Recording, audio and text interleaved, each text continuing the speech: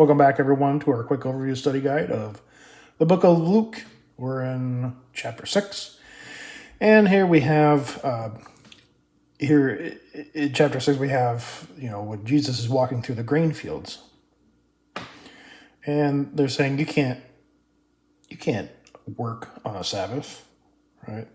And Jesus gives the reference to David. Well, David did it, so why can't we do it? I think I've kind of went over this in Matthew and in Mark as well. But again, to touch on it, simply put, without putting it into your head, but I guess I kind of have to, that Jesus is saying, look, the Sabbath is just a day, okay? There's something greater than the Sabbath here. Me. And because of what I'm saying. Not me as a person, but because of the message, the gospel that I'm bringing. Okay? The Sabbath is just a day. God didn't create the planet with the Sabbath in mind. He created the planet with humans in mind, and he later created the Sabbath. Now that's true, because the Sabbath wasn't there right away. But it eventually did come.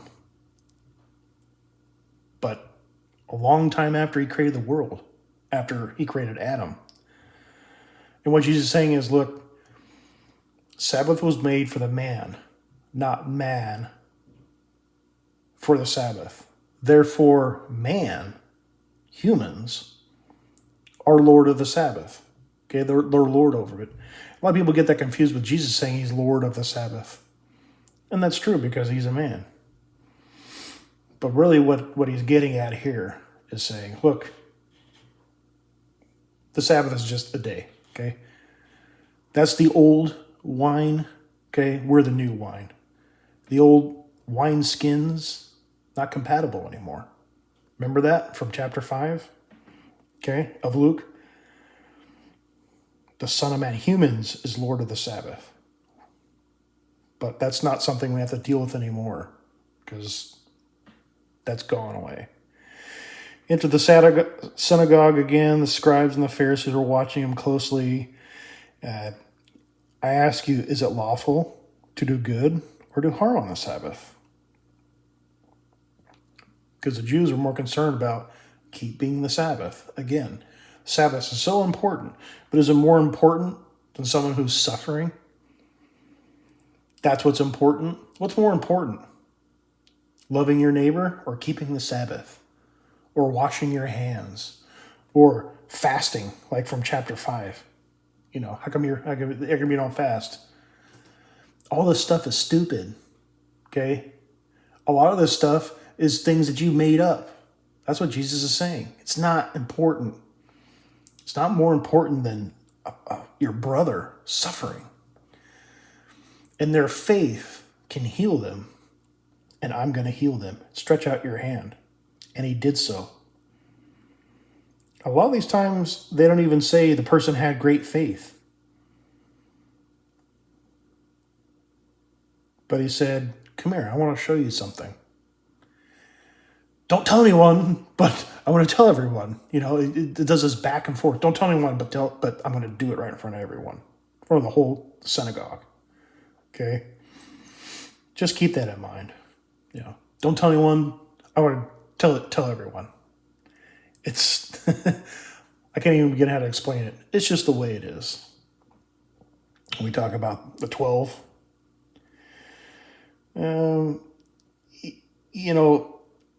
We have the Beatitudes in Matthew 5. This is a little different. And the point I wanted to make with these is, like here it says, the meek shall inherit the earth. That's not found here. That doesn't mean it's not true. But here it's a little different. Okay? It's something that Matthew, the authors, added for whatever reason. Doesn't mean it's true or not true. It's just only found there.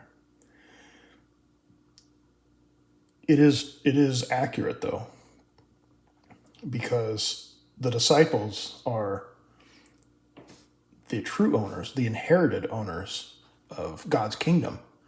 So whatever God owns, they are kind of share takers, sharecroppers. They used to use that term in it. You can use that term. We don't own it, but it's leased to us. It's ours.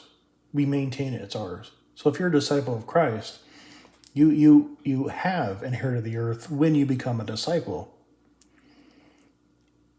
And here, it doesn't say that, but blessed are you who are poor, for yours is the kingdom of God. So in a way, it's saying the same thing.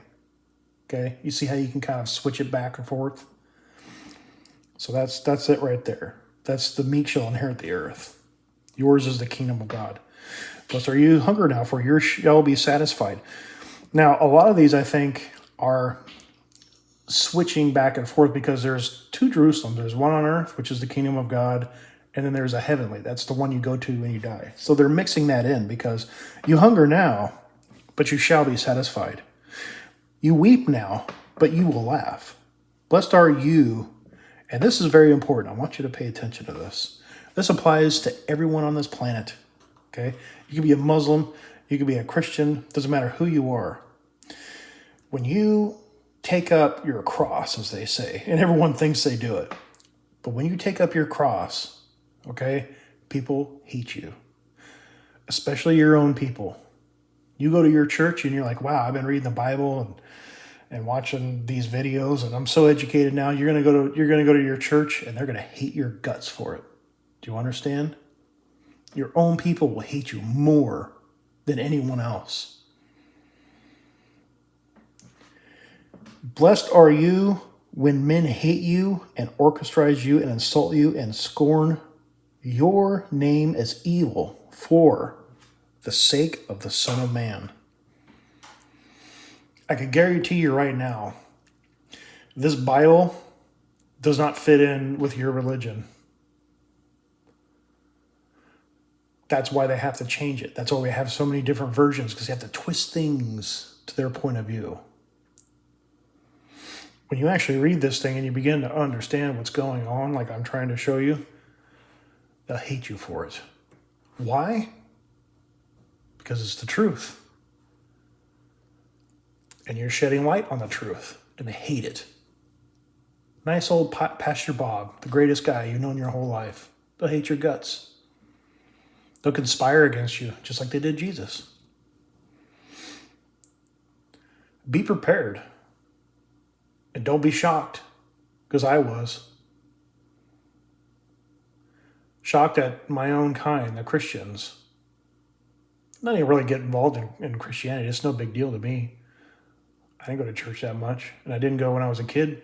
But when I started to go, just to kind of be around other Christians, they hated it. They hated my guts. All because I said what it said here in the New Testament. We'd argue all the time. Okay, where does it say that? They could never answer it. Ever. They can manipulate things. And that's what I would see through. Well, actually, it doesn't say that. It says this. Be prepared that this line right here more than likely is going to come from your own crowd. Your parents, your friends, your church, okay? You will probably be alone if you're doing it right.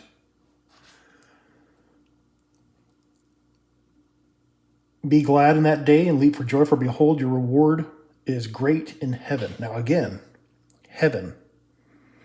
Okay, there's a kingdom of God and there's a heaven. The kingdom of God is inside of you, Luke 17:21. Heaven is somewhere else. Okay, this is you have to understand these people probably aren't going to get the kingdom of God. Some of them might, some of them not. Depends when they die. But they will get, all of them get the kingdom of heaven. This is where you go when you die. That's what they're referring to. They talk about the way their fathers were treated. Woe to you for who are rich, for you have received your comfort in full. Okay? The comforts of life. Woe do you laugh now, for you shall mourn later. And Jesus, I mean, look at this. He goes on and on and on and on and on. And he's basically, in an unemotional way, Jesus isn't sitting there pulling at your heartstrings, okay? He's just giving it to you. 2 + 2 = 5. Yeah, that's right. Because the one in the middle is invisible. And you got to see it. Do you see it? Some will see it, some won't. So you have 2, and then you have 1 that you can't see, and then you have 2 more that equals 5. Okay? It's that type of way of thinking. Seems crazy. 2 + 2 is 5. That's crazy. But it's there. I say so. I'm Jesus. Right? Do you believe me? Do you see it? And that's the type of analogy that's the type of analogy I'm giving you, so you can kind of understand what's going on here. This is what's important. This is what's not important. Washing your hands before a meal, not important. Plucking grain on the Sabbath, not important. Not important. But you got a guy who's sick, and you won't even help him because it's the Sabbath. Very, very bad. And he goes and he's giving more analogies. You think about it. We have people. Oh, I'm such a great guy, but everything around me is horrible. My kids are horrible. Well, think about that. Even these pastors, they bring their kids into their business. Well, they're horrible, but they try to hide it. And everyone just pretends like they don't see it. But right here, a good tree doesn't produce bad fruit. Okay? This is I think this is a great part right here. I'll let you read it, but I want to read this right. Everyone who comes to me and hears my words and acts on them, I will show you whom he is like. Okay? He is like a man building a house. You dug and laid a foundation on the rock. And I'll let you read the rest of it, but this summarizes and encapsulates all of these last 2 chapters right here. And I just want you to read it, and you can see it yourself. Okay?